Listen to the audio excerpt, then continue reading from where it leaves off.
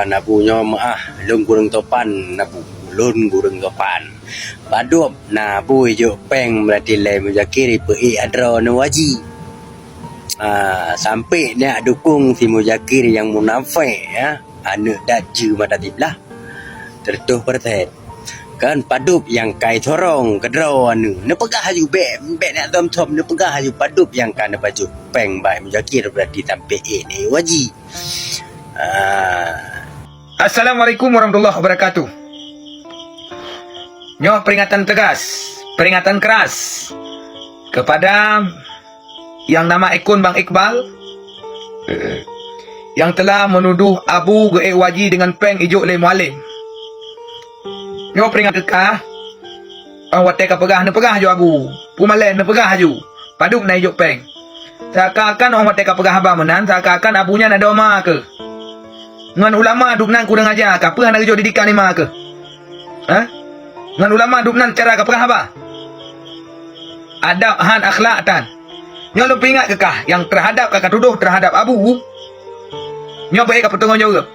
Nyo lun pesan habanyo kepada pencinta ulama yang na di Nanggro Jiran di Malaysia, nutulung siat setat makhluknyo yang ka menuduh terhadap Abu, yang ka difitnah terhadap Abu. Karena benda depu oleh drone, Abu nyan peng drone lebih. Hana urusan kaitan dengan mualim be. Beni tuduh-tuduh ronyo. Sedangkan hak memilih dalam hukum undang-undang demokrasi Indonesia nyan, hak kebebasan siapapun mau memilih seorang galak dah pilih. Hana itilah pegah bayarnya pagi aja seorang galak dan dukung. Kau yang hendak ada dukung. Nyan nah hak kebebasan. Be uronyo ka pegah haba ka duk di luar Nanggro ke tuduh terhadap ulama. Kurang aja ka. Hana meriri sareli ka kritik. Nyo kupingat dan kepada rakan-rakan yang nak di Malaysia tolong tindak lanjuti sia.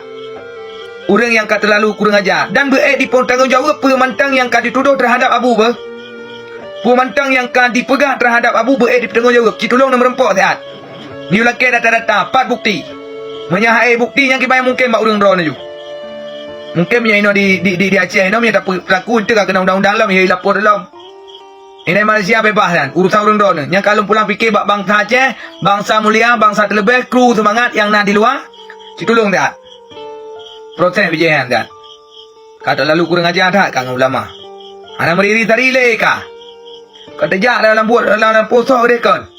Kang ulama kagak ni apa gak wo. Ka padung dijuk peng.